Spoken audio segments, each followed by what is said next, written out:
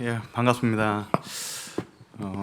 제가 이제 저쪽에 교회 있을 때부터 좀 여러 번 갔고요. 여기 이제 부목사님들이랑도 어떻게 친하게 돼갖고 이렇게 선교 세미나도 같이 하고 그렇게 지내게 됐습니다. 제가 지금 양해 말씀드릴 거는 제가 좀 약물 치료를 좀 받고 있어요. 그래서 스테로이드라는 약물 치료를 받고 있는데 몸무게가 이게 계속 늘어나고 있습니다. 그래서 옷이 맞는 게 없고 저도 아침에 거울을 볼 때마다 이게 달덩이 같이 얼굴이 불어나니까 이게 인생을 이렇게 살 수도 있구나 이런 생각을 갖고 있습니다. 이 치료를 받을 때 부작용 중에 하나가 이제 불면증하고 이제 문페이스라고 해서 얼굴이 커진다고 그래서 나는 안 그럴 거라고 생각했어요. 근데 이제 그렇지 않는 걸 보게 됐고 건강이라는 게 있을 때 잘 지켜야 되겠다 이런 생각 듭니다. 그래서 혹시 저를 아시는 분은 12월 달까지 제가 치료를 받는데 잘 치료받을 수 있도록 좀 기도를 부탁드리겠습니다. 자, 오늘은 이제 세대에 대한 얘기를 하는데요. 이제 결론부터 말씀드리면 세대는 이렇게 극복할 수가 없어요. 그러니까 이렇게 다 다르게 자랐기 때문에, 그리고 여기서도 이제 세 세대, 네 세대가 있기 때문에 누구에게 초점 맞추기 되게 어려운 부분인데, 다른 거를 계속 찾기보다는 우리에 있는 공통 과제를 찾아서 함께 노력하는 게 훨씬 좋다는 겁니다. 그래서 오늘은 저는 어디 가면 늘 말씀 강의하고 이제 뭐 어쨌든 감동 있게 제가 받았던 말씀 나누는데, 오늘은 굉장히 좀 강의식으로 좀 해보겠습니다. 저게 PPT 나가는 게 맞죠? 예. 그래서 오늘 온 게 세대 간의 소통을 읽다라는 주제를 갖고 좀 나누겠습니다. 말씀 먼저 읽겠습니다. 로마서 12장 1절 2절 말씀입니다. 같이 합독을 하겠습니다. 시작. 그러므로 형제들아, 내가 하나님의 모든 자비하심으로 너희를 권하노니 너희 몸을 하나님이 기뻐하시는 거룩한 산제물로 드리라. 이는 너희가 드릴 영적 예배니라. 너희는 이 세대를 본받지 말고 오직 마음을 새롭게 함으로 변화를 받아 하나님의 선하시고 기뻐하시고 온전하신 뜻이 무엇인지 분별하도록 하라. 아멘. 성경의 핵심되는 성경 구절 중에 아주 중요한 구절이라고 생각합니다. 그 중에서 오늘은 저는 2절에 있는 2세대에 대한 얘기를, 어떻게 본받지 않는 것이 과연 무엇인가, 이것이 우리의 모든 세대에 갖고 있는 과제인데 그거를 한번 풀어보도록 하겠습니다. 저희 가족 소개를 합니다. 저희 애가 셋인데요.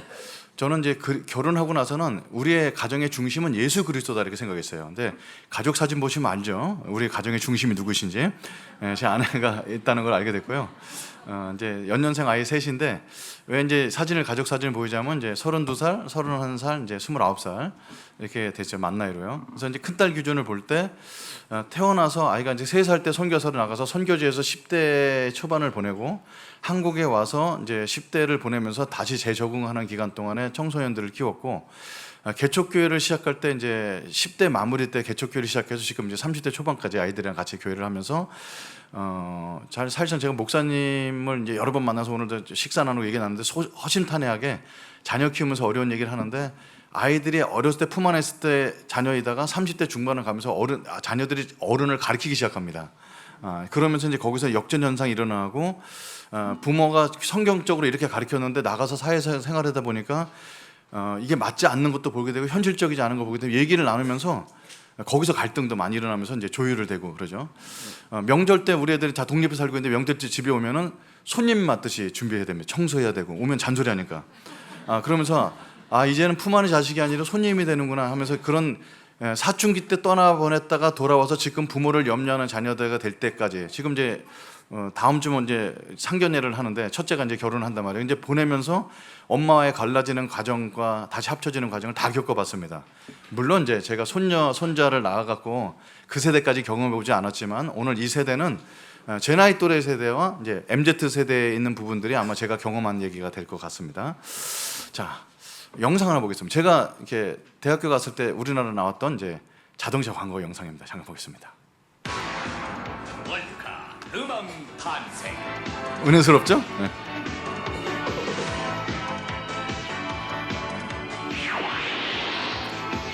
첨단 기술, 연비 혁신, 미래 감각의 안전 설계.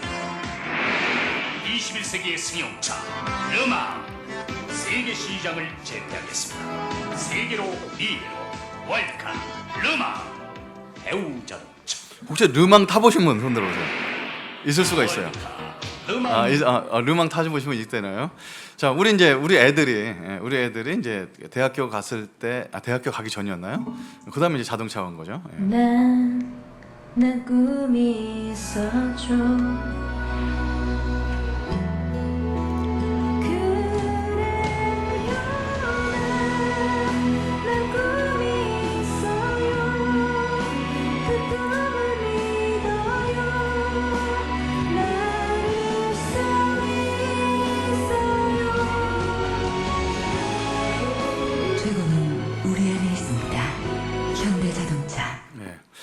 자동차가 나오기 전까지는 자동차 광고인지 모르죠. 그죠?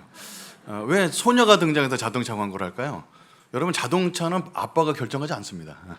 그 집에 가장 영향력 있는 아이가 그 차 타고 싶다는 걸 결정합니다. 지금 이제 고양이나 개가 결정하겠죠. 그래서 이제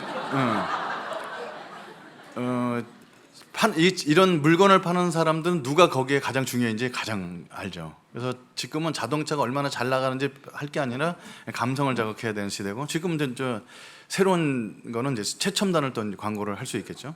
그러니까 광고만 봐도 우리가 이제 자라면서 느꼈던 것, 어떤 걸 자극해야 되는 부분이 굉장히 다른 겁니다. 나이 먹으면 우리 세대가 자랄 때는 정확하고 이것이 얼마나 앞서 나갈 것이고 뭐 이런 걸 얘기해야 되는데, 지금 이제 그런 거랑 전혀 필요 없이 자랐던 세대가 있습니다. 그래서 제가 이제 청년들하고도 지내면서 아이들이 쓰는 용어나 이런 것들 좀 공부를 좀 해봤어요. 뭐 공부까지는 아니고 이제 애들 듣다 보니까 이게 이런 뜻이겠구나 알았는데, 제가 한번 테스트를 좀 해보겠습니다. 이거를 인싸 용어 맞히기라고 한번 퀴즈를 한번 가져왔습니다. 50대 이상부터 먼저 이렇게 손 들고 대답할 수 있는 기회를 드릴게요.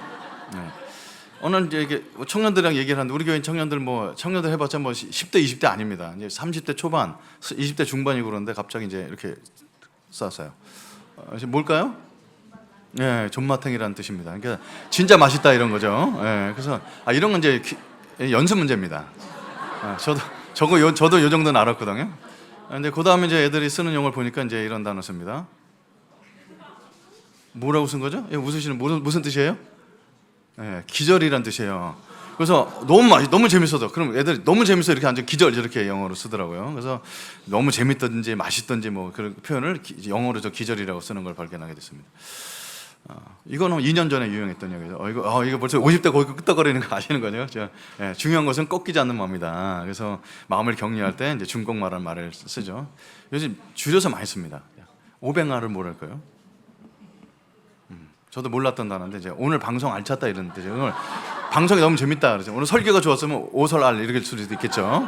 그러니까 자기들 마음에 들 땐 저렇게 오뱅알, 아니면 이응, 비읍, 이응 이렇게 쓰기도 합니다. 그래서 저런 용어를 애들에게 막 이렇게 신조어 썰어두지 않고 그냥 평상시에 쓰니까 저거 막 계속 붙여놓으면 우리가 잘 못 알아들을 수 있죠. 편백족이라는 거 아시잖아요. 밥은 편의점에서 아주 검소하게 먹어요.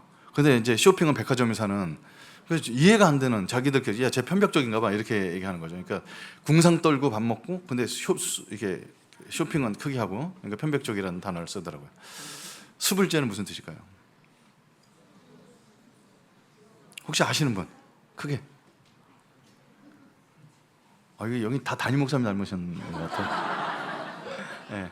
스스로 불러온 제장이다. 그래서 자업자득이야. 쟤 저런 거 쟤 수불제. 지 잘못이야 이렇게 얘기할 때 씁니다. 마지막 하나 더 보겠습니다. 이렇게 피땀 눈물이라는. 그러니까 이제 채팅을 할 때 저렇게 쓰면은 우리가 뭘 못 알아듣는 거죠, 그죠? 근데 여러분 저런 단어는요, 제가 이제 올해 59인데요. 저거 연구해서 보면 금방 따라가서 잡을 수 있어요. 저도 쓸 수 있어요. 그럼 우리 목사님 저런 영어 쓰시네? 그럴 수 있죠. 그러니까 저런 거 갖고 세대 차이 느낀다고 하는 게 아닙니다. 저거는 쉽게 배우면 습득하면 되잖아요. 근데 진짜 세대 차이는 정서적인 거죠. 아무리 눈높이를 낮춰서 이해하려고 이해해도 이건 내가 도저히 받을 수 없어. 그죠? 어느 날 제가 청년을 상담하고 집에 가서 청년 상담한 내용을 아내랑 얘기했다가 화를 내고 있는 내 자신을 발견하게 됐어요. 그랬더니 아내가 설거지하다 말고 청년 상담하고 와서 화내는 거 보니까 청년 사귀도 끝났네 이러더라고요. 그러니까 들을 땐 들어준 척 했는데 집에서 아무리 곱씹어봐도 이건 아니지 이런 생각이 너무 많이 드니까, 그게 이제 용어 문제가 아니라 정서적인 걸 따라잡을 수가 없다는 게 이제 세대 차이가 이게 납니다. 지금 여기 전세대 예배 때 데리고 온 아이들, 따라온 아이들이랑은 전혀 차이가 나지 않습니다. 이걸 보고서 우리 교회는 믿음이 전도가 잘 돼 있어. 이거 완전 착각입니다. 그죠? 이게 자녀 교육은 중학교 2학년 때 끝난다고 전에 한번 말씀드렸는데, 교육은 관계가 좋을 때 먹히는 거거든요. 자녀가 아버지가 70살이고 아들이 50살인데도 관계가 좋으면 50살 아들이 교훈을 받습니다. 근데 중학교 2학년인데도 엄마 말에 틀렸다고 생각하고 강압적이면 안 듣기 시작하면 아무리 무릎 꿇고 앉아서 반성문 쓰다도 안 배우는 거거든요. 이 교육은 관계 때문에. 그래서 주님께서 우리를 강압적으로 안 하시고 그렇게 관계를 회복하시려는 게 관계가 좋아야지 말을 듣거든요. 근데 이제 세대 차이는 이제 이게 정서상에 어렵단 말이죠. 얘는 볼 때 너무 개념이 없는데 이 친구는 꼰대고 이제 이 사이를 넘어서질 못한 겁니다. 저 이제 가족 얘기를 많이 하겠는데 최근에 있었던 일입니다. 가족 안에서 저는 가족톡에 이렇게 올리다가 세대 차이를 거기서 많이 느끼는데요. 최근에 있었던 일이에요. 저는 이제 신종어를 알게 됐어요. 마초 세대라는 단어를 알게 됐습니다. 우리가 마초 세대래요. 그래서 부모를 봉양하는 마지막 세대.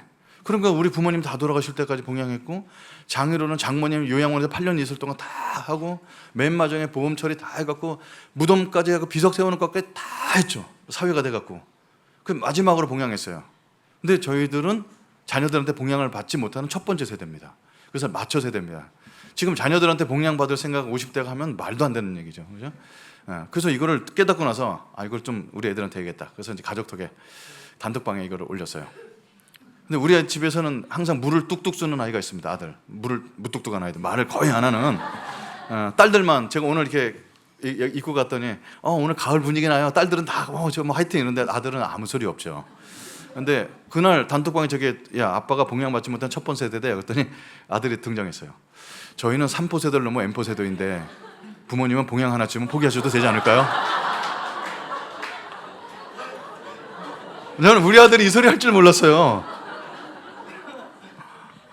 물론 제 아들은 학교 취업하자마자 제 통장에 매달 큰 돈 아니지 큰 돈이죠. 한테 10만 원을 보내는데 아들 이름은 안 보내고 투자 배당금이라는 이름으로 보내요. 그래서 나는 이게 무슨 어째 주식에서 나한테 돈을 보냈나 했어요. 그랬더니 그동안 취업시켜줄 때까지 투자해 준 거 배당금 드리는 겁니다. 매달 10만 원씩 보내냅니다. 그러니까 이게 효도를 안 하는 애는 아니에요. 근데 저런 말을 싸가지 없게 할 애는 아니라는 거 아는데 그래도 기분이 되게 안 좋았어요. 아예 싹수를 자르는 거죠. 그죠? 그래서 이제 이렇게 우리는 잘하면서 내가 당했던 거 아니면 억울했던 거 열심히 살았던 걸 어필하면 그게 보상으로 자녀들과 대화될 줄 알았는데 걔네들은 더욱 억울하다는 얘기를 하는 겁니다. 아버지 세대는 7천만 원 주고 어떻게 해서 전세금 들어갔다가 그것을 3천만 원 넣어서 1억짜리 아파트를 샀는데 지금 그 50억 됐죠? 우리는 그런 기회는 영원히 잡지 못합니다. 그리고 50억 된 걸 자녀한테 물려주는 게 아니라 결국 그것도 털어서 120대까지 쓰고 돌아가시잖아요. 그러니까 자녀들은 받을 게 없는 거죠. 그러니까 이제 그거를 다 계산을 하고 내가 지금 내는 이 국민연금 갖고 어른들이 먹고 살 거고 나는 이 태어나지 않는 애들한테 국민연금을 받아서 살 걸 생각하니까 벌써 깎아먹어. 이거를 요즘 애들 다 계산을 해요. 그리고 이제 남녀 데이터를 만날 때 핸드폰 못 쓰나 봅니다. 뭐 제 아들 얘기지만 아이폰 쓰고 인스타하면 안 만나요. 얘 소비가 큰 애가 안 만납니다. 이게 재정적인 거나 이런 것들 굉장히 예민해요. 직장 몇 년 생활하셨어요? 그래서 5년 직장 생활했는데 웃으며 지내는데 얼마나 먹으셨어요? 지금 아직 안 먹었어요. 얘는 아니구나. 이렇게 아주 이 맞벌이 할 것부터 다 해갖고 살궁리를 되게 잘하는 겁니다. 우리가 볼 때는 사랑에 먼저서 이게 꿈이 있어야 되는데 그거는 너무 낭만적으로 생각하죠. 책임감이 없는 아이들이 아닙니다. 책임감이 굉장히 있는데 큰 그림에서 잡지 못하는 젊은 세대를 좀 이제 많이 만나게 되거든요. 자, 그래서 이제 보십니다. 교수님도 이제 저는 이제 어저께도 그렇고 이제 개강 예배 대학교마다 이렇게 이런 데를 많이 초청받아 가는데 서울에 있는 K 대학입니다. 무슨 대학이라고 얘기는 안 하겠습니다만 K 대학 되게 좋은 대학입니다. 이제 종강 예배 때 갔어요. 그 이제 설교를 딱 끝난 다음에 교수님들이 목사님이 식사하고 가시죠. 그래서 교수님끼리 식사를 하는데 여자 교수님 이제 인문학과 교수님이신데 청년들이랑 대화가 되실 것 같아서 제가 한번 여쭤보고 싶은데요. 제가 이번 학기 동안에 자기를 발견하고 인생의 꿈을 하는 강의를 해갖고 되게 아이들의 반응이 좋았어요. 그래서 그 중에서 맨 마지막에 3명을 발표시켰는데 가장 기대했던 여자애가 나와서 그동안 한 학기 들으면서 자기를 발견한 얘기, 그 다음에 이 얘기 저기 하고 미래의 꿈까지 다 얘기하면서 맨 마지막 결론, 자기 꿈을 발표합니다. 그게 이제 꿈을 발표 3명 시키는 건데 꿈이 뭔 줄 알았어요? A4 용지 이제 맨 마지막 PPT 딱 나왔는데 그래서 제 결론은 저는 내 인생에 큰 개 한 마리, 고양이 한 마리 키우면서 사는 게 꿈입니다. 이렇게 발표하고 내려간 거죠.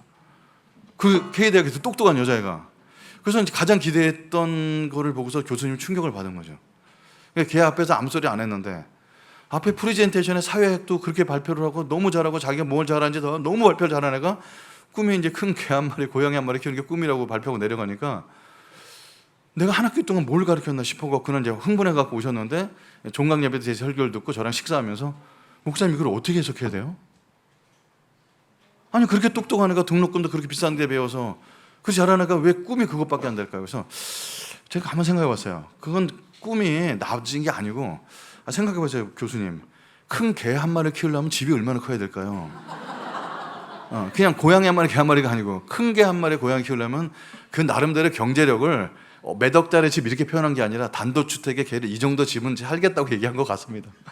그러니까 우리 때는 이렇게 포장을 해서 멋있게 얘기하잖아요. 여러분 이제 너무 옛날 얘기지만 저희 초등학교 70명 있어요. 저희 반에 70명 중에 69명이 꿈이 대통령이었어요. 저만 국무총리라고 나와! 이러고 맞았어요.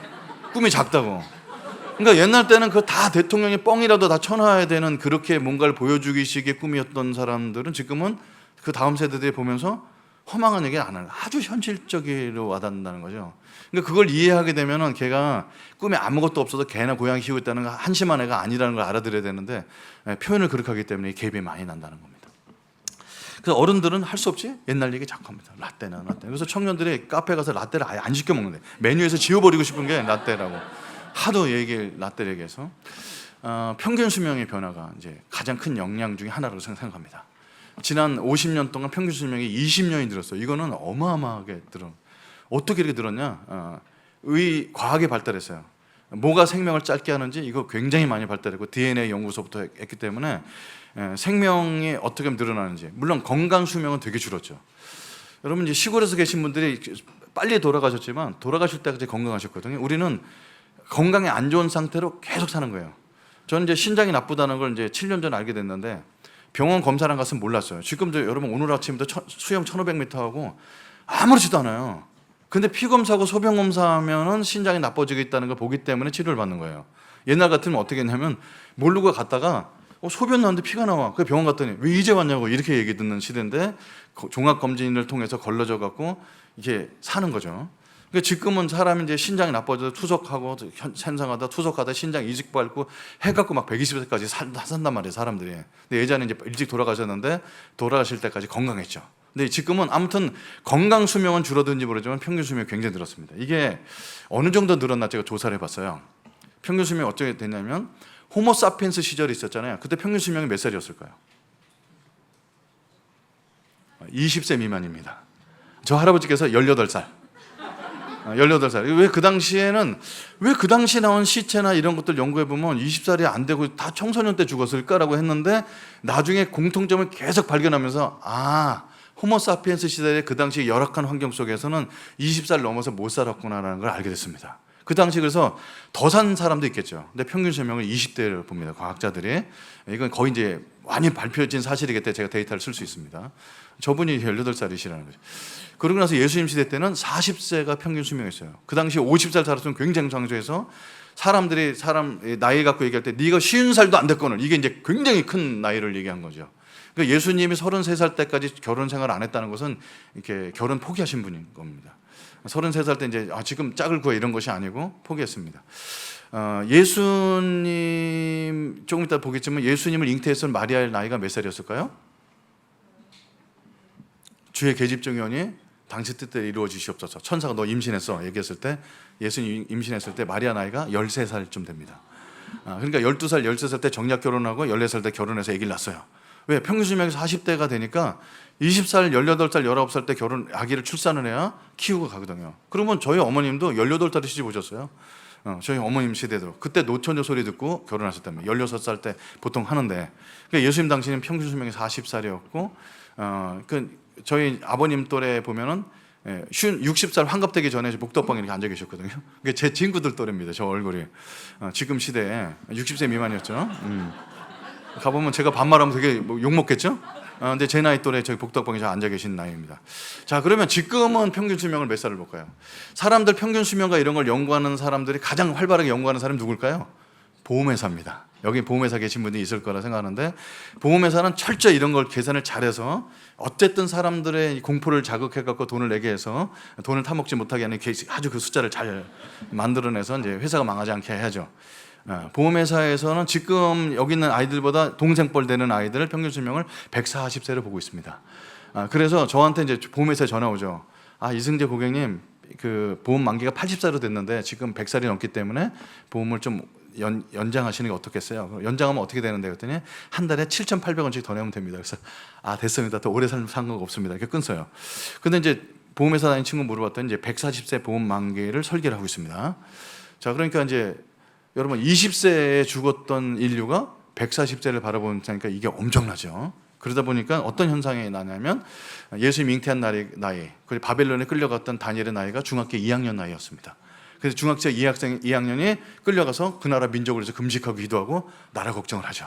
지금 우리 중학교 2학년은 말하지 않겠습니다. 네. 그래서 이게 13세, 14세 때 왜 그렇게 철이 들었을까? 인생이 짧으니까, 그죠? 그래서 지금 나이로 환산한다면 몇 살일까요? 30대 초반 정도 된다는 겁니다. 그래서 이건 이제 크게 스펙트럼 봤을 때 그렇게 느끼는 건데, 우리 세대 안에서도 50년 동안 평균 수명이 20년 늘어났기 때문에 자꾸 비춰보는 거죠. 저도 27살에 이제 결혼했단 말이에요. 지금 이제 37살, 38살 결혼하는 친구들 굉장히 많은데 보면 늦었다고 생각하는데 그 친구 늦었다고 생각하지 않거든요. 그래서 이제 우리 애들 때문에 이제 결혼에 대한 얘기를 제가 압력을 나도 모르게 준 모양이에요. 그랬더니 이제 우리 지난 추석 때 아들이 갑자기 이제 그냥 주무시게요? 그래서 나 아빠도 할 얘기 다 했어. 그랬더니 제가 강의를 하나 준비했어요. 그랬더니 PPT를 꺼내갖고 그냥 얘기하면 이렇게 제가 중간에 끊을 줄 알고 PPT를 준비한 거죠. 제 아들 이름이 이조원인데 이조원의 가치가 있는 강의. 그 이름을 팔아갖고 이제 강의를 준비했어요. 그 중에 한 통계가 뭐냐면 대한민국에 결혼하는 평균이 35살 이전에 결혼하는 사람들이 49%밖에 안 되더라고요. 통계를 갖고 얘기해 주는 거예요. 그리고 아빠 친구들 또래들은 29살, 20대 결혼하는데 20대 결혼한 친구들은 5% 미만인데 5% 미만을 조사했더니 부모님이 집을 대주거나 집이 생겼거나 아니면 아무것도 없이 원룸에 결혼하거나 그 방법 외에는 적절하게 결혼할 수 있는 사람이 20대 결혼한 사람 한 명도 없다는 통계를 다 보여주는 겁니다. 그리고 49%가 그러니까 51%죠. 51%가 35살 이전에 결혼하지 못하고 있는데 지금 이제 우리 31살, 32살인데 너무 스트레스 주시는 거 아니에요? 이렇게 얘기하는 통계를 갖고 얘기하는 겁니다. 그러니까 아무리 저는 눈 높이를 낮추고 얘기를 해도 아니 그렇게 결혼 일찍 해서 엄마 아빠처럼 딸 둘의 아들 하나 낳겠다는 애들이 사회에 나가서 자꾸 생각이 변하는 게 속상한데 아이들은 가서 부모 얘기 듣고 순종하고 생각을 해보지만 사회에 되는 현상과 그리고 우리 집 가정 형편성에 아버지도 자기 집도 하나 어찌 들어가는 개척교회 집에서 아버지가 무슨 돈을 대줄 수 있겠죠. 자기가 스스로 결혼을 해서 학자금 대출 3,100만 원 갚아가면서 결혼 준비하는데 아버지는 아무 개념 없이 빨리 결혼해라만 얘기하는 이걸 통계로 깨주는 겁니다. 대화하면 싸우니까, 그죠? 그래서 이렇게 다르다는 거예요. 굉장히 이렇게 우리가 다른 걸 사다 있습니다. 그 세대 차이는 극복하는 것이 아니라 다름을 받아들여야 되겠구나 이런 생각을 계속합니다. 전에도 한번 말씀드렸는데 큰 딸이 저한테 할 말이 하거든요. 이제 큰 딸은 이제 ESTJ입니다. MBTI로 할 말 다 하는 애죠. 오자마자 집이 더럽네서부터 시작합니다. 이렇게 청소 다 하고 할 말 다 하고 돈 들여서 부모들 해줄 거 다 해주고 선물도 가장 많이 사고 오고 한국에서 뮤지컬 좋은 거 있으면 가족 티켓 다 쏘고 이게 K 장녀죠. 1월 달에 12월 달에 할 수 있는 김장 언제 하는데 날짜 미리 잡아서 그날 와서 월차 내고 와서 동생 다 데리고 와서 김장하고 그러니까 할 얘기 다 하고 할 말 다 하는 거예요. 재수는 없습니다. 이게 마음을 좀 어루만져 줬으면 좋겠는데 부모 걱정 많이 하고 그런 거죠. 그래서 근데 얘랑은 솔직히 얘기하기 때문에 할 말 다 한단 말이에요. 하영아 이렇게 저렇게 얘기해요. 그래요. 아빠 요즘 애들 이래요. 아빠 82년생 김지영 책을 꼭 읽어보세요. 읽어봤더니 어떠세요? 이렇게 얘기했죠. 영화는 이런 건데 이런 거 아주 한국 사회에서 여성이 편찰받는 얘기나 이런 얘기를 너무너무 잘해줘서 대화가 잘 됐는데 어느 날 이제 얘랑 부딪혀죠. 대화가 너무 안 돼서 얘 어렵구나. 그래서 제가 걔한테 카톡을 보냈어요. 하영아, 아빠의 꿈은 평생 자녀들과 세대 차이 나지 않는 대화를 나누는 게 아빠의 꿈이었는데 세대 차이는 극복할 수 없는 거란다고 카톡을 보냈어요. 그러면 얘가 딱 맞춰서 아빠, 그래서 아빠는 저희들이랑 대화를 잘 나누신 분이에요. 이렇게 대답을 할 줄 알았는데 이제라도 아셨으면 됐어요. 이렇게 보내갖고 완전히 꿈을 티는 완전 티죠. 그래서 세대 차이는 극복하는 것이 아니라 다르구나. 아빠가 산 사대는 저렇게 얘기할 수밖에 없구나. 그래서 죽어가는 고양이를 길거리에서 아들이 하나 주워왔는데 제 개념은 고양이는 밖에서 키우지 침대에서 키우는 게 아니라는 생각이 있단 말이에요. 근데 고양이를 데리고 가서 건강검진 받는데 50만 원 들어. 고양이 화장실 사는데 40만 원 짜리. 미쳤냐? 화장실. 근데 보니까 이제 엄마 아빠가 그 똥을 치우는 걸 하니까 자동으로 돌아가는 기계를 사서 돈 투자하고 결혼식 할 때 돈이 없다는 아이들이 죽어가는 고양이에는 그렇게 투자하는 그 세대 차이의 갭은 생명을 보는 것도 굉장히 다르고 하다는 거죠. 그걸 갖고 싸울 수는 없다는 거예요. 다릅니다. 그죠? 그 대한민국에 두 세대가 있죠. 하나는 뭐냐면 국제시장 살았던. 저는 이제 저 세대가 영화 왔단 말이에요. 거기 이제 황정민 씨가 아버지 사진 밑에서 저 그동안 열심히 살았죠 막 우는데 저도 막 오열을 하는 거예요. 부모님 다 돌아가시고 아버님 알코올 중독 밑에 자라서 정말 저는 대학교 4학년 때 부모님 다 돌아가서 5대 독자를 살면서 화장지 장사하면서 등록금 내려갖고 지금까지 살아왔던 그 삶이 오버랩이 되면서 그 치열하게 살았던 삶이 막 눈물이 났죠. 근데 지금 세대는 저런 국제시장 보면 옛날 할아버지 할머니 얘기하죠. 지금 애들은 이제 세대를 드라마로 한다면 스카이캐슬 세대죠. 너희들은 아무것도 안 해도 돼. 다 해줄 테면 공부만 해. 이렇게 자랐던 세대란 말이죠. 그러니까 이제 그 어려움이라는 어려움이 굉장히 다른 거예요. 이게 이제 극명하게 보여줬던 두 세대의 드라마라고 저는 생각합니다. 저는 이제 베이비붐 시대에 태어났던 사회의 급격한 출산과 이런 것들이 굉장히 많아지면서 나는 필요 없어. 나는 죽어도 괜찮아. 우리 가족이 살면 돼. 가족 중심, 장남 선호 이렇게 부모에게 효도하는 이것이 당연한 미덕처럼 살아왔던 세대가 여기 이제 4분의 1 정도 제가 볼 땐 보인다고 생각합니다. 이건 운명을 타고난 거야. 불효자가 따로 없어. 다 누구나 그렇게 잘하고 부모님한테 잘하고 고향에 열 몇 시간 맞춰도 고향 가야 되고 부모님이 먹지도 않는 그 막 채소 싸줘도 네 감사합니다 받아갖고 쓰레기통 버리더라도 받아오고 뭐 그렇게 살았던 그 세대 베이비붐 세대고 그 다음 세대를 뭐 무슨 MZ 세대니 뭐 별걸 다 해도 그걸 한꺼번에 다 묶은 걸 에코 세대라고 얘기하더라고요. 저같이 이제 나이가 약간 애매한 세대는 저기 좀 안 들어가는데 모든 집단을 다 이제 에코 세대라고 이렇게 부르는데 풍족한 환경에서 자란 세대입니다. 저희 어머님 저한테 돌아가시면서 승재야 내가 너한테 물려준 건 없지만 출세해서 자가용 타고 다녀라. 저 출세해서 자가용 타고 다닙니다. 그 우리 어머니 세계에는 자가용 타는 사람은 굉장히 출세하는 사람이 알아요. 지금 우리 애들은 태어나서는 다 SUV부터 사고 시작하기 때문에 차가 집이 없어? 퍼제식 화장실 본 적도 없는 그 아이들한테 아빠가 잘할 때는 화장실을 펐어 이런 얘기를 자꾸 라떼는 얘기하는 게 말이 안 되는 얘기하는 거죠. 그 기존 잘못에 대해서 아주 강력히 거부하고. 제 딸이 그 82년생 김지영에 꽂힌 거 뭐냐면 직장에서 여성 차별을 당하거든요. 이렇게 이하영 선생님 여기 앉아봐. 우리 딸이 일을 많이 하는데 야 얘가 그래도 결혼을 눈앞에 도 있는 남자가 승진해야 되지 않겠죠. 지난번에 했던 프로젝트 얘가 했다고 해서 보고합시다. 지금도 이런 시대에 살고 있어요. 여성은 승진에 밀리는 세대에 거기 많이 꽂힌 거죠. 그래서 불이한 걸 못 보는 세대예요.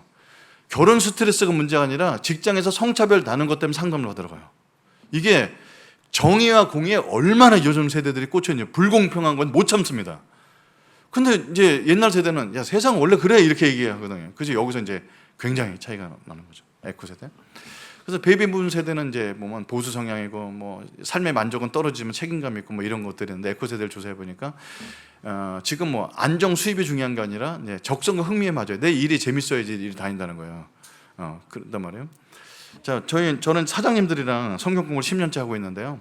사장들이 이해를 못 한대요. 얘가 이제 디자인하는 사장님인데 얘가 디자인 감각이 있어서 얘를 키워서 사장을 만들어주고 싶어서 일을 조금 더 주면서 요거 조금만 배면 너 옆에 사무실 빈 거 있지. 내가 그거 너 사무실 테니까 사장하라 그러는데 퇴사하는 거예요. 사장하고 싶지 않은 거지. 디자인을 취미 생활에서 먹고 살고 싶을 정도 하고 사장님처럼 밤새면서 일하고 돈 더 벌고 싶은 생각이 없는 거죠. 근데 여기서 이제 키워주는 게 무엇이고 이 사람이 발전되는 게 무엇인지 개념이 다르고요. 그리고 이제 2년쯤 됐을 때 걔가 회사에 2년 되면 카톡이 온대요. 아, 사장님 제가 다리가 부러져서 병원에 가야 돼서 월요일날 출근 못 하겠네요. 그래? 그러면 어떻게 하냐? 그래서 이번 기회에 저 퇴사하려고요.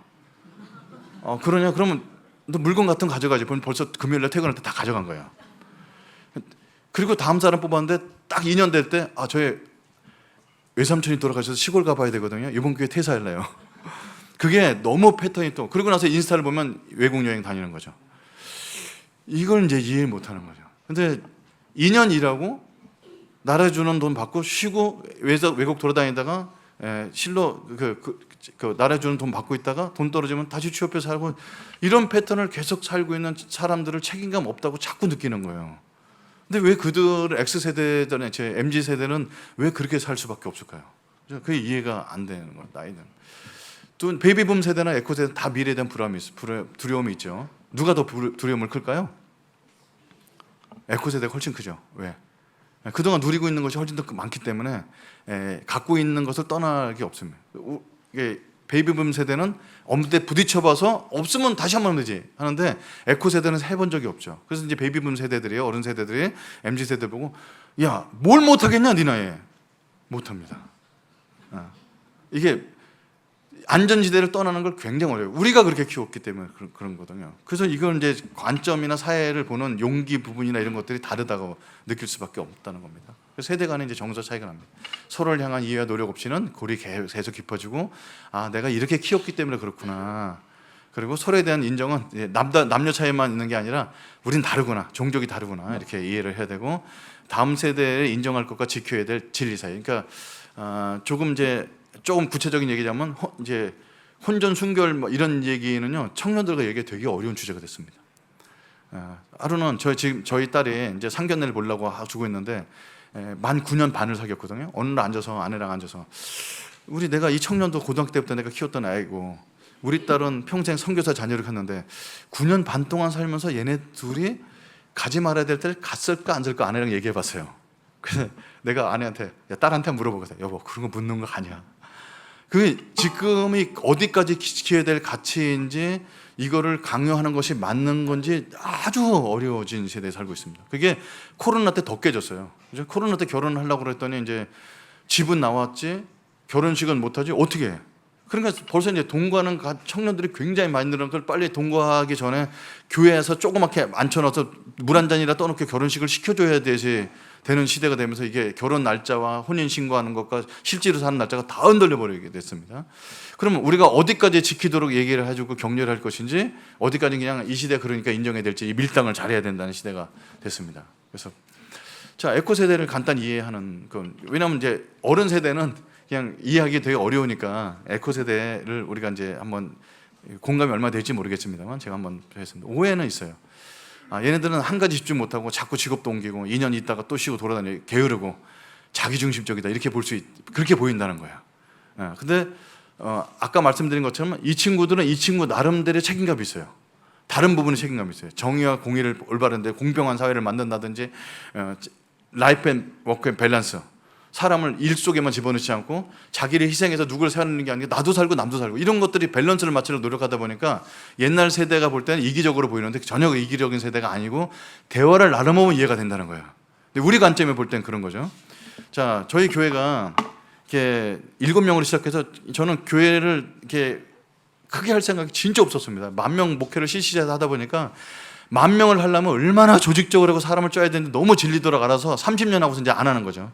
정말 가족 같은 교회를 하고 싶어서 7명, 8명이 매주마다 기쁘게 예배드리는데 자꾸 사람이 오고 애가 이제 1명 태어났어요. 그러더니 그 밑에 22명이 태어났어요.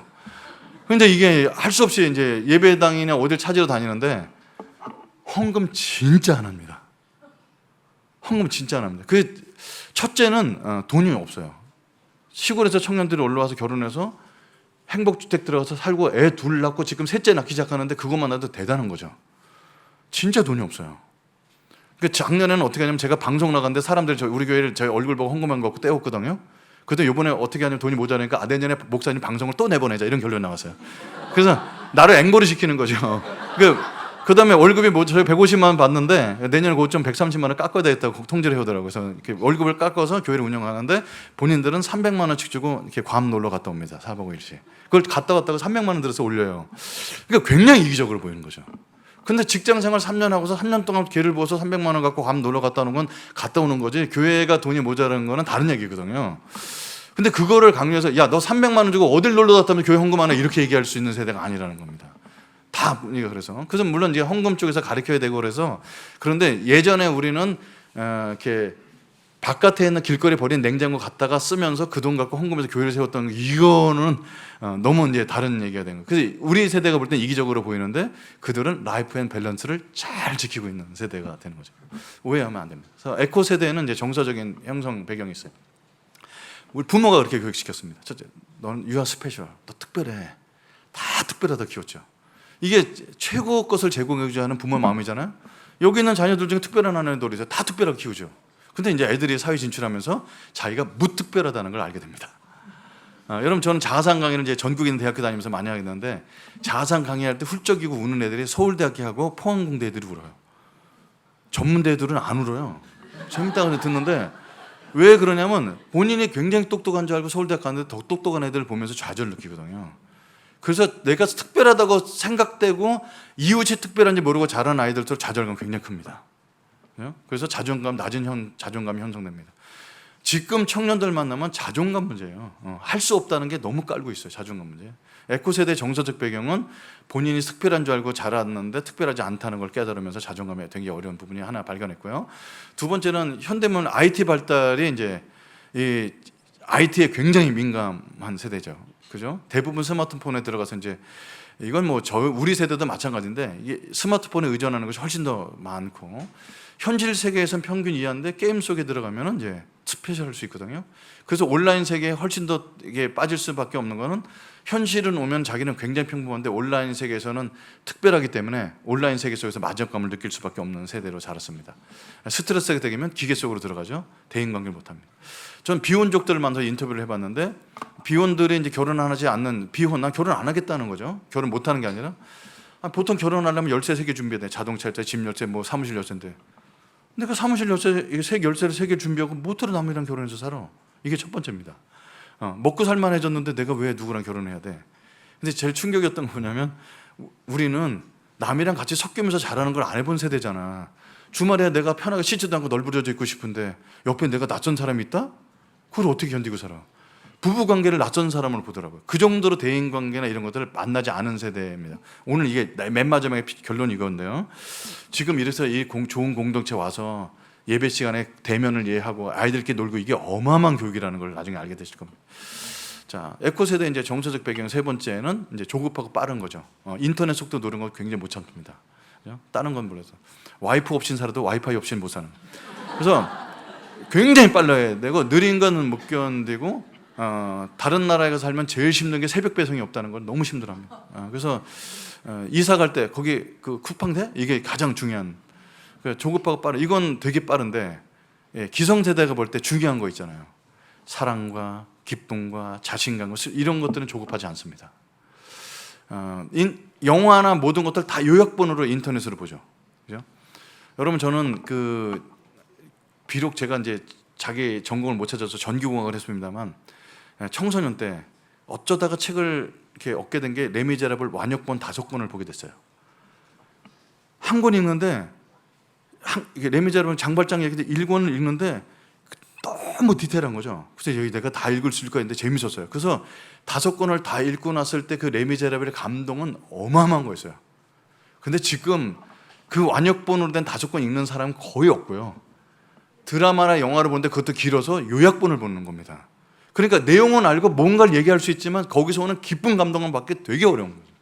얕은. 그래서 이제 보면 사랑도 그렇게 얕은 사랑이 아니라 그 깊은 사랑을 봐야 되는데 거기까지 갈 필요가 없는 거죠.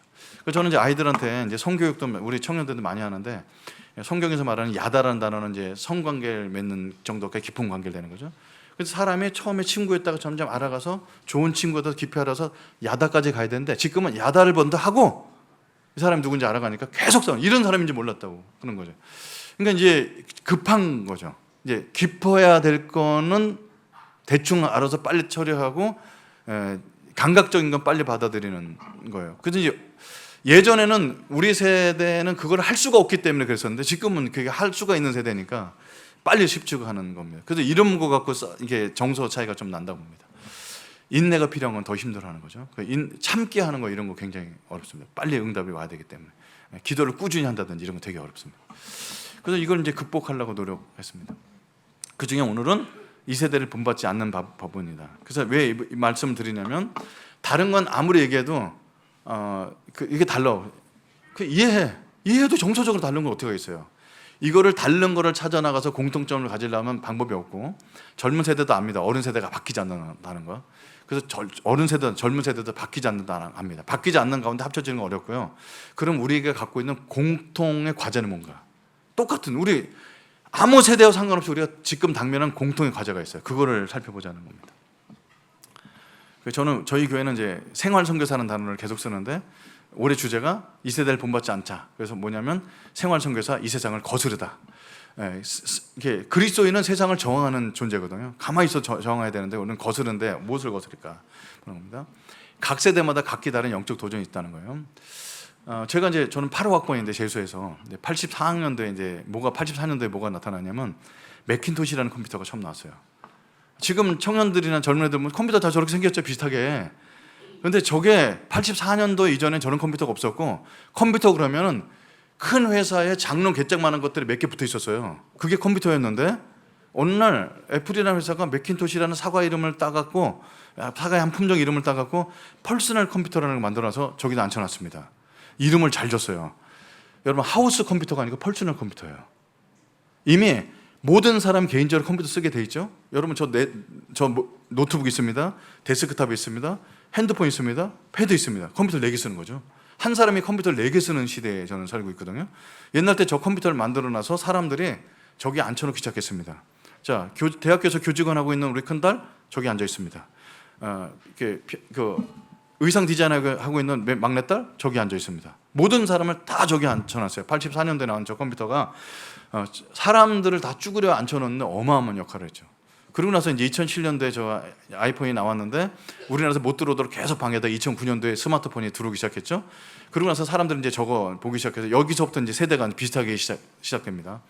저게 나오면서 가장 많이 발달한 게 뭐냐, SNS가 엄청나게 발달했습니다. 싸이월드 이런 건데 컴퓨터 이제 다 없어지고 이제 다 여기서. SNS의 특징은 뭐냐면 가까이 있는 사람과는 멀게 만들고 멀리 있는 사람 가까이 만든다, 이런 특징이 있습니다. 뭐 불특정 다수할 때 댓글 달고 아내가 물어봐도 대답을 안 하고 댓글 달고 있죠. 그래서 이제 사람들과 굉장히 멀리 얕게 사귀는 이게 막 넓어졌죠. 그래서 사람들이 이제 내 소식을 멀리서도 알고, 뭐 어저께 왔던 강사님도 여기 있는 이 부목사님께서 저를 강사를 초청하려고 홈페이지 이렇게 페이스북 들어왔다가 나랑 친구인 분을 알아서 초청한 거예요. 이게 SNS 세계가 강사 초청하는 데까지 다 연결되고 이렇게 다 되는 거죠. 저게 SNS 파급 연구가 큽니다. 사회에 우리에게 주는 게. 또 어떤 게 있었냐면요, 2016년도에 알파고가 나왔어요. 인류가 컴퓨터를 이긴 맨 마지막 게임, 알파고, 이세돌이 이겼던 거. 여러분, 근데 왜 그전에도 AI가 있었을까 없었을까? 있었어요.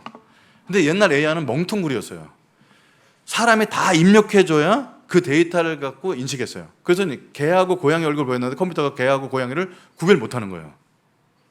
이렇게 생겼는데 사람의 데이터를 아주 치밀하게 넣어야지 컴퓨터가 개하고 고양이를 구별했단 말이에요. 그래서 AI는 안 되는구나 하고 주가가 떨어지면서 AI가 망했는데, 알파고가 등장하면서 사람이 입력해주지 않은 경우의 수를 따져가는 것을 보게 되면서 사람을 이기네? 그래서 다시 AI가 공부되기 시작하면 지금 AI 주식이 엄청 떴죠. 또 이제 AI 무용론도 나오기 시작하는데, AI가 우리에게 준 영향은 굉장히 또 크고, 이제 사실상 제가 다음 주에는 한 번도 해보지 않은 강의를 합니다. 저는 이제 가끔 사람들이 이런 강의 부탁합니다 그러면 저는 제 전공이 아닌데, 제가 그런 강의 할 수 있다고 생각하세요? 그럼 거기서 할 수 있다고 생각. 그럼 하겠습니다. 그래서 조사를 해요. 그럼 저는 이제 어떻게 할까요? 챗GPT에 물어보면 챗GPT가 쫙 알려줘요, 포인트를 갖고. 그럼 얘 뺄 걸 빼고 여기서 챗GPT를 더 활용해서 깊이 있게 물어봐서 거기서 끌어내갖고 그 제 용어로 강의를 하는 걸 요즘 그렇게 개발하고 있거든요. 믿지 않는 사람한테 강의를 해야 되니까 저는 뭐 이제 나라에서 하는 강의도 다니려고 해갖고 이제 그런 쪽을 개발하고 있는데, AI가 이제 그런 연구를 우리한테 많이 제공해 줄 수 있습니다. 근데 작년에 제가 이 강의를 생각했던 건 재작년인데, 올해 초에 뭐가 하나 또 나왔어요. 뭐가 나왔을까요? 이미 이제 시중화됐죠. 앱 비전 프로라는 게 나왔습니다. 참고로 말씀드리면 저는 애플 회사랑 아무 관계가 없습니다. 근데 이 사람들이 혁신적인 걸 먼저 만들기 때문에 그래요. 자, 저걸 이제 눈에 쓰고 다니는 거예요. 이 사람들이 저걸 쓰면은 이게 세상이 다 보이는데 거기 이제 앱이 들고 다니죠. 그래서 손으로 이렇게 하면 저게 눈으로 보면 되고 이렇게 되고, 이제 나중에 또 반지 또 나오겠죠. 그럼 이렇게 하면 다 거기 앉아서 그 아이언맨이 하는 것처럼 동작이 다 되고. 이제 지금은 예전에 블루투스 이어폰 나왔을 때 길거리 돌아다니면서 얘기하는 사람 보면 미쳤나 이렇게 봤어요. 혼자 얘기하고 다니까. 근데 지금 이제 나중에 길거리 다니면서 이렇게 사람 다닐 거예요. 그게 다 정상이에요. 그게 퇴근하면서 일하고 출근하면서 일하고 이렇게 하는 거죠. 그리고 저기서 이제 다 하는 세대가 이제 올 겁니다. 저거는 지금 나온 저 애플 비전은 무겁고 그래서 계속 쓰기는 어려워요. 근데 이거를 뚫어놨다는 게 문제고, 지금 구글에서도 안경 속에는 다 만들고 있습니다. 어쨌든 저걸 다 눈 속에 넣어갖고 다니려고 만듭니다. 저거를 애플에서는 뭐라고 표현했냐면요, AR과 VR을 결합해놨는데 공간 컴퓨터라고 했어요. 이름을 너무 잘 지었어요. 뭐 쓰는 컴퓨터 이러지 않고 공간 자체를 다 컴퓨터로 만들겠다는 겁니다. 상상의 최고점을 현실처럼 느끼게 해줄 겁니다. 자, 원룸에 살고 있는 청년들이 집에 들어가기 외로워요. 제일 싫은 게 뭐였든 깜깜하면 혼자 들어가는 거예요. 근데 엘리베이터 탈 때 저거 쓰고 들어갑니다. 원룸인데 띡 열고 들어가면 원룸이 38평 아파트로 보이면서 벽에서 아빠가 나와서 잘 다녀왔냐? 이미 돌아가신 아빠가 자기가 상상한 대로 다 보이는 거죠. 그래서 가상의 세계 진짜 친아빠가 죽었었던 아빠랑 얘기 나누면서 오늘 이런 일이 있어서 혼자 지내면서 가상 세계에서 자기가 상상하고 있는 거를 그대로 실현하게 해줍니다. 지금 이미 저거는 이제 자동차 파는 회사에서 이렇게 이제 벤츠나 이런 데 가보면 저걸 씌워줘요. 그래서 이 색깔을 한번 바꿔보실래요? 그리고 누르면 이제 그 색깔이 다른 색깔을 보이고 이런 옵션도 다 보여줍니다. 그러니까 실제로 벤츠를 자기가 고를 때 저걸 쓰고서 실제 가동하는 것처럼 다 보이는 게 그러니까 상용화 이미 다 된 거죠. 상상의 최고점을 현실적으로 느끼게 해주기 시작할 겁니다. 이제 저게 모든 회사에서 만들고 지금 비싸지만 점점 싸게 만들 거죠. 지금은 스마트폰이 아니라 이제 저거 다 쓰고 다닐 겁니다. 테크놀로지가 우리에게 주는 영향은요, 더 빠르고 더 실감나고 더 감각적이고 더 효율적으로 할 겁니다. 이거 거꾸로 가는 테크놀로지는 없어요. 더 빠르고 실감나고 감각적으로 더 효율적으로 갈 겁니다. 이게 이제 방향인데 이게 이제 우리한테 주는 영향을 도파미네이션이라는 책에 썼습니다. 이 책은 베스트셀러지만 제가 소개하는 내용만 보면 사서 읽으실 필요는 없습니다. 스탠포드 대학의 애나 렘키 교수가 사람들이 와서 자꾸 중독 때문에 오고 또 중독 때문에 오는데 이 사람이 왜 중독이 오지? 어떻게 하면 고칠 수 있지? 해서 책을 썼는데 소제목이 쾌락 과잉 시대에서 균형 찾기라는 소제목으로 해서 이제 궁금해서 이제 책을 저는 저런 책은 이제 사전 안 보고요 교보목에 서서 다 읽고 다 집어다 놓습니다. 도파미네이션. 유튜브나 넷플릭스, 쇼핑, 페이스북, 인스타그램, 이런 틱톡 이런 것 이제 심지어는 포르노, 음식, 먹방도 계속 보게 되는 거죠. 그래서 이런 것들이 보면은 즐거움을 느끼는 거예요. 난 사람들이 왜 라면을 삐쩍 마른 아가씨가 27개 먹는 걸 쳐다보나 봤더니 대리 만족을 느끼는 거예요. 진짜 그 요런 아가씨가 27개를 다 먹더라고요. 몸 전체가 위 같아요. 그걸 다 먹더라고요. 그래서 야 대단하다. 그래서 그걸 보면서 또 보고 라면 먹은 거 끝나서 피자 먹는 거 보고 계속 보는 거죠. 늘 이어폰을 꽂고 생활하고 보통 1.2배속 정도는 기본으로 보습니다. 여러분 인터넷을 통해서 배우면 뭐가 문제일까요? 자 예를 들어서 제가 고등학교 1학년 때 했던 우리 아들이 아빠 고등학교 2학년 되면 제가 찬양대에 들어가고 싶은데 기타는 배워야 될 것 같아요. 기타 알려주세요. 그래서 C, F, G7 이렇게 하는데 저도 바쁘고 고등학교 1학년짜리랑 시간이 안 맞아요. 그래서 코드 3개 가르쳐주고 다음에 알려줄게 하고 몇 개월이 지났어요. 오늘 집에 갔더니 기타 잘 치는 애가 왔는데 기타 잘 치는 소리가 들리더라고요. 아들 친구 하나 들어봤더니 우리 아들이 기타 치는 거예요. 어디서 배웠냐 했더니 유튜브 보고 배웠어요 그러더라고요. 처음에는 저 시간 들일 필요 없죠. 돈도 안 들였죠. 스스로 배웠죠. 얼마나 좋아요. 유튜브를 통해서 배우면 뭐가 문제일까요? 거기 인격이 없어요. 그래서 우리가 유튜브를 통해서 배우는 지식은 지식 습득이지 그 강사의 인격과 이런 걸 배우는 게 아니고 예를 들어서 내가 이찬수 목사님 설교 듣는다 그래도 천천히 그분의 인격과 이런 게 아니라 1.2배속으로 이번 주 뭐라 설계 삐삐삐삐 이런 얘기했구나 끝나는 인격과 인격은 전혀 만나지 않습니다. 그래서 지금 젊은 친구들이 존경하는 인물이 없죠. 지식은 뛰어나도. 그래서 아까 말씀드렸잖아요. 지식 습득이나 이런 건 굉장히 빠른데 사랑과 인격 나가는 부분들은 굉장히 연약한 부분이 지금 시대에 갖고 있는 깊은 문제죠. 자극 과잉, 쾌락 과잉, 자기가 좋아하는 걸 계속 보니까. 저도 이제 릴스를 서울에 내려올 때 수원까지 내려올 때 보다가 손흥민이 꿀 넣는 극장골을 봤는데 고담서 계속 나오다 나중에 2000년대 원래 박지성이 넣는 골까지 보고 있더라고요. 계속 골을 보여주니까 골이 넣는 장면이 얼마나 신기해요. 그래서 40몇 분 동안 골만 보다 왔어요. 그래서 이게 우리가 뭘 좋아하는지 너무 잘 알아서 계속 보여주기 때문에 끊을 수가 없는 거예요. 쾌락 자극 과잉과 쾌락 과잉 시대에 나오는데 문제가 있을까요? 이것도? 뭐가 문제일까요? 기분 좋으면 좋잖아요. 집에 가서 기분 좋게 골 넣는 거 보고 여보 나 갔다 와서 밥 잘 먹으면 되는데 이게 안 된다는 겁니다. 자연의 맛을 잃고 조작된 세계에서 살게 된다는 거예요. 자 이거를 나중에 이걸 쓰고요 뇌 자극을 받아서 다이어트를 어떻게 하는 시대가 될 거냐면 곧 나올 겁니다. 횡성 한우 맛을 머릿속에 느끼게 해줘요. 근데 나는 이걸 통해서 볼 때는 횡성 한우로 보이는데 사실은 맛이 없는 두부입니다. 두부를 먹고 씹는데 횡성한우 씹는 맛과 이걸 느끼면서 횡성한우를 먹고 있는 것처럼 속여주는 거예요 뇌를. 그럼 얼마나 다이어트에 효과적이겠어요. 이거 반드시 성공합니다. 저런 것들은 발견하면 다 나쁜 곳에 먼저 쓰이거든요. 근데 문제는 진짜가 아니라는 거예요. 자연의 맛을 잃고 조작된 세계에 살 수 있는 세계가 지금 여기 앉은 아이들보다 그 동생 세대들은 더 느끼게 될 거죠. 그래서 과몰입, 중독을 조장하는 알고리즘이 계속 빠지게 됩니다. 그래서 몸이 어떤 반응을 보이냐면 고통을 통해서 균형을 잡으려고 몸이 반응이 온다는 거예요.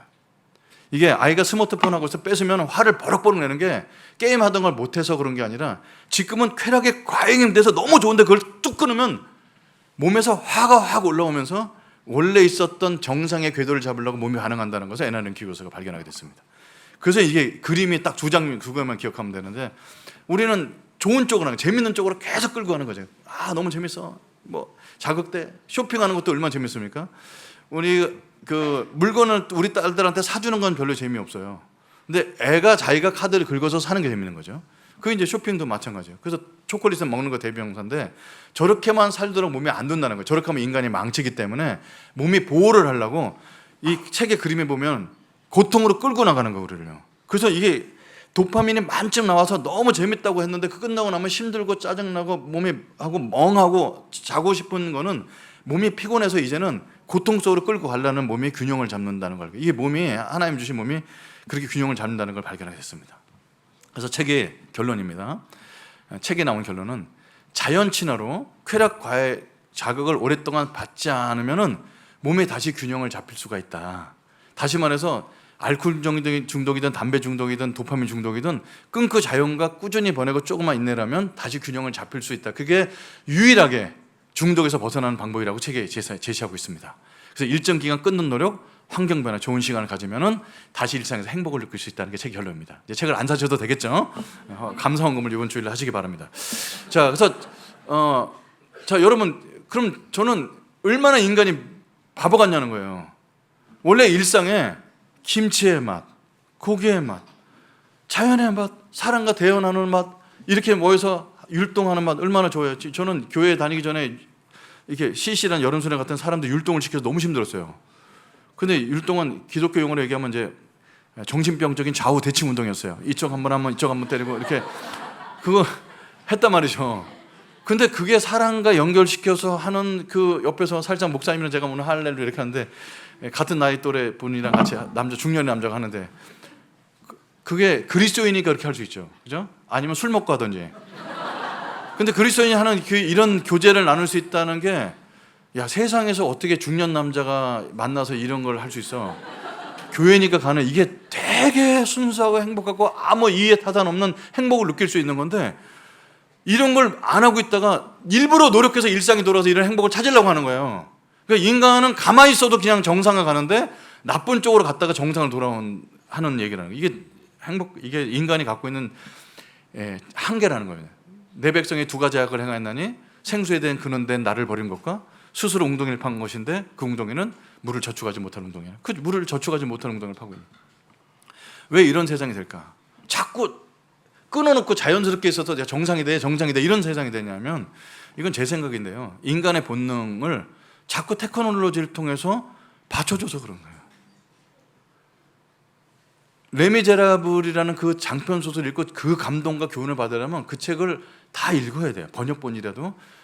그래서 깨달으면 좋은데 더 쉽게, 더 짧게, 자극적으로, 핵심 요약 이렇게 해서 줘서 지식은 주는데 거기에 깊은 감동을 못 느끼는 거죠. 그죠? 음식도 그렇고 다이어트 방법도 그렇고 자기가 노력해서 적은 먹고 많이 움직여서 땀을 움직여서 노동력을 통해서 정상으로 해야 되는데 고탄 이런 해갖고 어떻게든 효과적으로 3일 만에 빼가 무슨 약을 먹고 이렇게 해서 기술력이 인간의 본능을 해주니까 인간이 삶에 낮아지는 것 같은데 부작용이 나옵니다. 그게 테크놀로지 이제 속성에 나오는데요. 첫 번째는 목표 설정이 테크놀로지 매우 설정이 명확해요. 자, 저희 어머님이 라면을 잘 끓이셨어요. 저희 집에 진짜 저희 어머니 라면 맛 지금 생각하는데, 어머, 라면 어떻게 끓여요? 라면 물 이렇게 잘름잘름 넣고, 이게 몇 리터가 아니에요. 잘름잘름해요. 잘름잘름 넣고 뽀글뽀글 끓이다가 넣은 다음에 이거 꺼내서 이렇게 가서 조금 식혀서 먹으면 돼. 그래서 어머니가 없을 때 해도 왔는데 그 맛이 안 나죠. 아무래도 안 나죠. 그래서 음식은 손맛이다 그랬어요. 근데 안 그렇죠. 지금은 물 몇 밀리리터에 불 몇 도 온도에 끓인 다음에 라면 넣고 2분 17초 있다가 30초 데우고 식혀서 먹으면 그 맛이 항상 똑같이 납니다. 폴 바셋이라는 사람이 바리스타 대회에서 1등 나왔죠. 그 사람이 쓴 원두를 가져다가 로스팅해서 몇 밀리그램 6g 돼갖고 물 몇 바퀴 돌려서 몇 초 놔둔 다음에 2번 돌려서 내서 몇 밀리 들으면 폴 바셋이 내던 맛을 똑같이 낼 수가 있습니다. 저는 공대 나온 사람인데 폴밭의 커피를 똑같이 맛을 낼 수 있어요. 왜? 테크놀로지가 설정을 정확히 해줬거든요. 누구나 다 그 맛과 고기를 다 도다르게 해줬어요. 기술은 그런 겁니다. 그죠? 최고 빠른 방법, 가장 효율적 방법을 찾아주죠. 근데 거기에 설정된 목표에 부작용이 있다는 겁니다. 이게 이제 인간이 갖고 있는 한계인 겁니다. 자, 부작용 중에 하나 볼게요. 길에다 테크놀로지를 제가 입혀봤어요. 여러분, 길에 테크놀로지가 입게 되면 어떻게 될까요? 저는 길치거든요. 근데 아까 이제 목사님이랑 식사하고 나서 교회 오실 줄 아시죠? 올 줄 알죠. 왜? 내비게이션이 있잖아요. 가장 빠른 길에 헷갈리지 않게 찾아줘요. 근데 여기 오는데 너무 무서워서 이게 맞나? 막 이런 생각 들어요. 그다음 여러분 용기가 대단한 거예요. 길이 아닌 여기를 막 찾아와서 참 여기 올라면 믿음 필요한데. 그래서 왔어요. 근데 이 길에다가 테크놀로지를 입히는 게 어떤 거냐면요. 출발지와 목적지를 주면 가장 빠른 길 알려주죠. 이게 가장 발달한 게 아닌 지하철입니다. 지하철은 저희 교회가 서울대 입구역에 있는데 저게 이제 방배역에 타갖고 몇 정거장 몇 분에 도착하는지 딱 나와요. 중간 과정은 어떻게 됐을까요? 길은 깜깜한 지하를 건넙니다. 실제 길에는 골목도 있고 건물도 있고 사람도 있고 풍경도 있고 이야기가 있어요. 근데 테크놀로지는 이거 다 필요 없는 거야. 살 빼야 돼. 왜 살 빼야 되냐면 건강해야 돼. 그래서 건강하려면 음식도 조절하고 운동도 이렇게 다 필요 없고 무슨 약 먹어서 빨리 빼는 거 알려준단 말이죠. 길을 내가 사당역에서 우리 교회까지 가는 동안은 수많은 서울의 길거리 사람들 그거 다 필요 없고 가장 빠른 시간에 거기 도착해서 교회 가는 가장 짧은 길을 알려주는 게 테크놀로지입니다. 자, 여러분 물어볼게요. 어떤 길을 걷고 싶으세요? 두 길입니다. 점점 우리는 오른쪽에 여러분 볼 때 오른쪽인가요? 사람이 있고 저런 길은 기억에 점점 없어지고 땅속 들어가서 목적지만 가게 되는 거예요. 이게 테크놀로지가 우리에게 주는 되게 편리함과 부작용이 있는 겁니다. 사람을 만날 수가 없습니다. 우리 그 완전 스마트폰 생긴 다음처럼 사람들 만날 일이 없어지죠. 옛날 땐 길거리 주인가하다가 동네 아저씨한테 어디 가자 하는데 어떻게 가야 돼요? 안 물어보면 나중에 주유소 가서라도 물어보면 사람 만나고 왔는데 지금 물을 필요 없어요.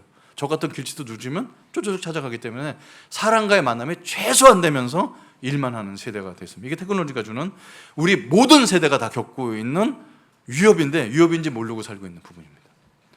문화와 그리스도인. 여러분 영화나 드라마가 나오면 제일 먼저 뭐 하는 줄 아세요? 이게 몇 사람이 봤지? 손익분기점이 얼마 넘었지 나옵니다. 베테랑2가 4일 만에 손익분기점을 넘었대. 몇만 명을 동원했대. 이 드라마는 몇 %의 시청률을 보였대. 그게 돈과 바로 연결되기 때문에 지금 자라나는 아이들이 문학소년이 나오고 글 쓰는 소년이 나오면은 다들 뭐냐면 무슨 작가 되면 얼마 벌 수 있어, 드라마 한 편에 얼마 쓸 수 있어, 몇 명이 보면 돈 얼마 벌 수 있어, 다 그거 얘기합니다. 이게 테크놀로지가 주는 우리한테 주는 압력이에요. 그죠? 근데 모든 이야기에는 감동과 그 시대를 얼굴은 사조와 그리스도 안에서 재해석할 필요가 있다는 거예요. 하나님 통치 안에 들어가야 이런 거야 되는데 이런 건 생각하는 사람이 거의 없어지는 겁니다. 그래서 제가 이제 드라마를 몇 가지를 분석을 해봤는데 시간이 없어서 오늘 하나만 얘기해요. 여러분 저는 이제 교회에서 설교를 하다 보면 이렇게 감성적이다 보니까 울먹울먹합니다. 그럼 우리 청년들이 우리 목사님은 저렇게 하나님 말씀을 늘 눈물로 설교한다고 생각하는데 저는 드라마 끝나자마자 집에 가서 밀린 우영우 보고 이제 뭐 그다음에 눈물의 영화 이런 거 봐야 돼요. 그러다가 수요일까지 드라마 보다가 목요일날 정신 차려서 설교 준비하고 이러거든요. 이게 저는 가끔 내가 목사인가 가끔 헷갈리는데 이런 드라마 속에서도 그리스도가 있다 이렇게 생각하죠. 왜 사람들이 우영우를 이렇게 열광해서 봤을까요? 재밌으니까 그럴 수 있죠. 그건 질문이 나왔어요. 왜 이상한 변호사일까? 자폐인 변호사 이럴 수 있잖아요. 아니면 다르게 장애인 변호사. 근데 이상한 변호사. 왜 이상한 변호사라고 치죠? 이게 드라마나 이런 작가나 이런 포스터를 만드는 사람이 제목 만드는 사람이 그냥 안 만들거든요. 포스터에 답이 있어요. 똑바로 읽어도 거꾸로 읽어도 우영우이기 때문에 그런 거예요.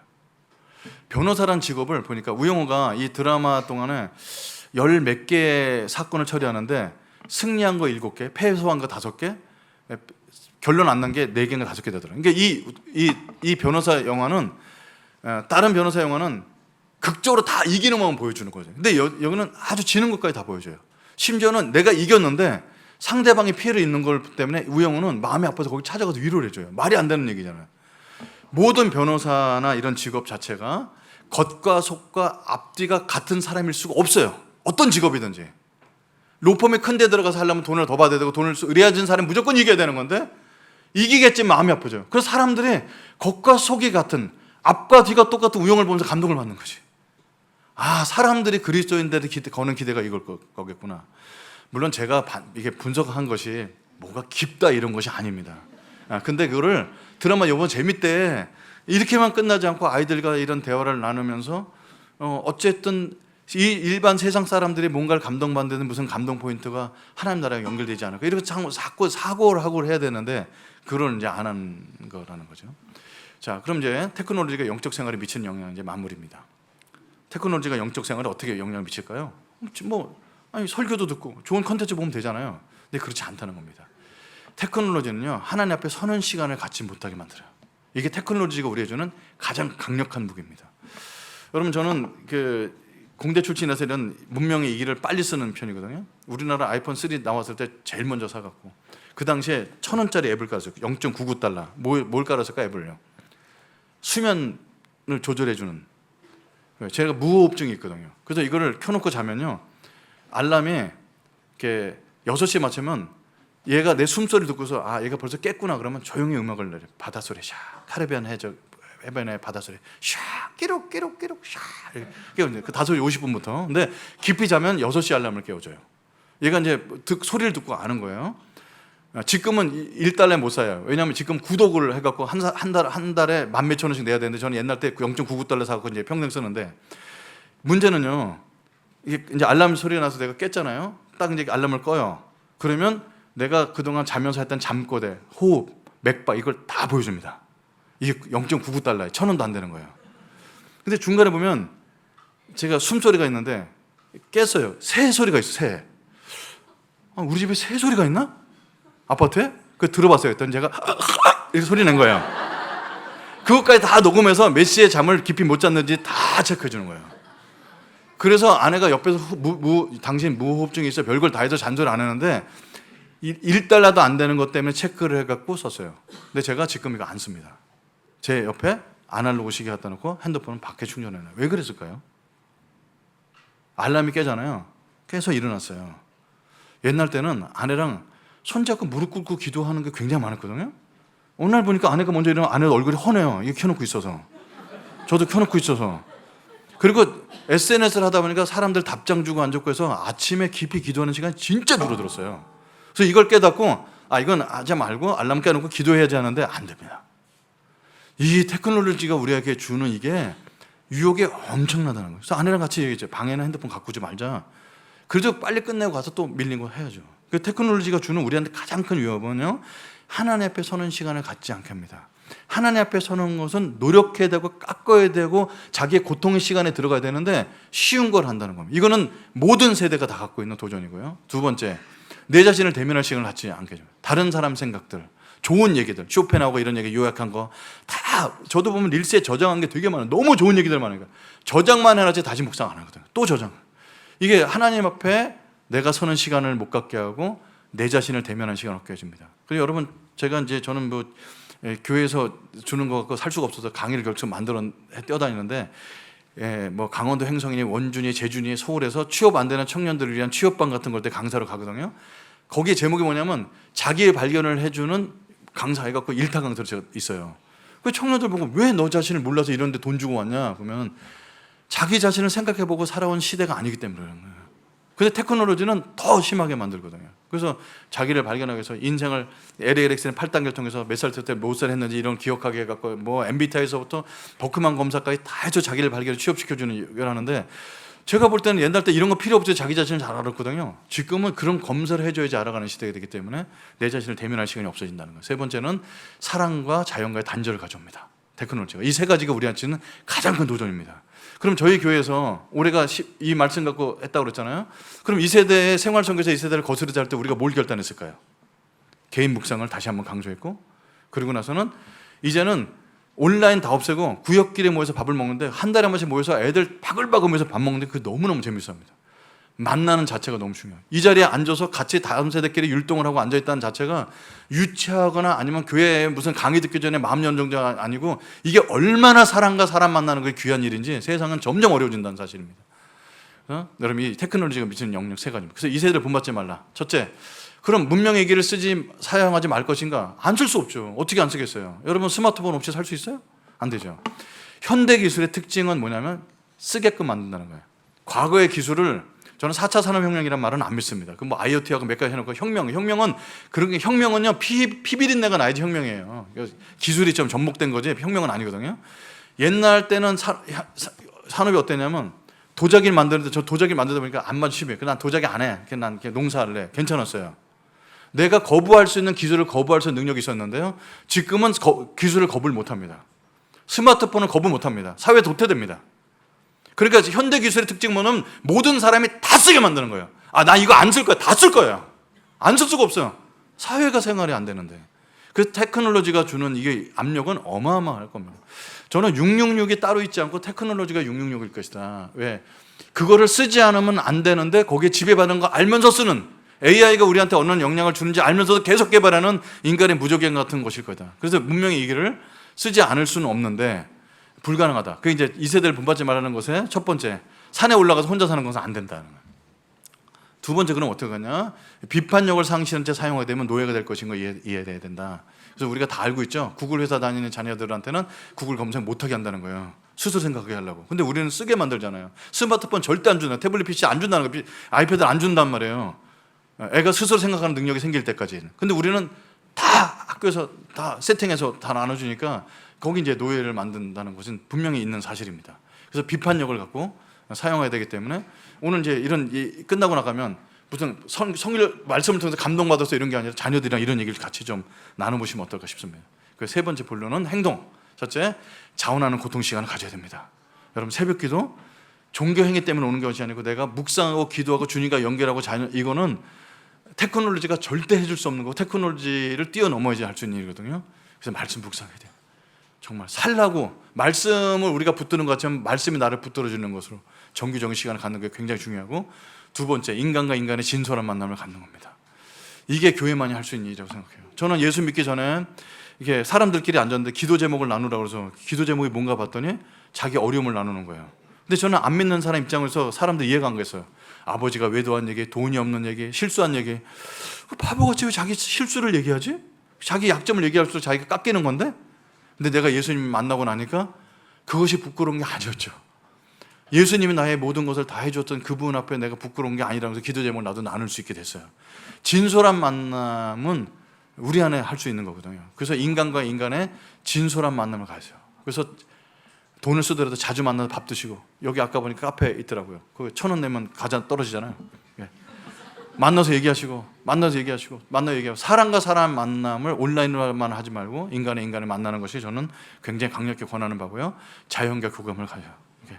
자연과 실제적으로 만남을 갖고 우리가 하나님을 우리에게 주신 자연을 우리가 보살피고 자연은 우리에게 좋은 걸 내주잖아요. 그래서 저는 이 세대를 본받으라고 이 모든 세대가 지금 지향해야 될 것이 테크놀로지를 이해하고 뛰어넘어서 인간성을 회복하고 하나님 앞에서 우리가 하나 돼서 진솔한 만남을 갖는 것이 다음 세대가 나갈 방향을 생각합니다.